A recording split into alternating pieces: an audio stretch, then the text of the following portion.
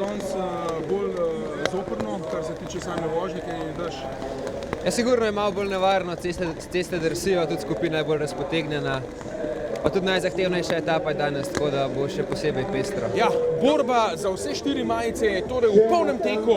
4. etapa je, lahko pa tudi vidite, da so letošnje majice podpisane, namreč pred vsako etapo fantje, tisti, ki so seveda trenutni nosilci, to majico tudi podpišejo in ena izmed teh majic bo romala potem k pomembnežem, k pokroviteljem in tako naprej. Kako poteka točkovanje? Ja, imamo točkovanje na sprintih, se pravi časovno točkovanje, potem točke za prihod v cilj, točke na gorskih ciljih, seštevek vsega potem da najboljše 4 majice.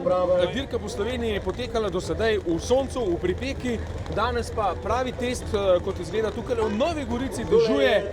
Upajmo, da se bodo ceste nekoliko posušile, ampak gledalcev je še vedno veliko število. Poglejte, koliko se jih je zbralo tukaj na štartu in danes pričakujemo, da jih bo še več ob sami trasi. Ne pozabiti, še vedno potekata naši 2 nagradni igri, nagradno vprašanje še sledi.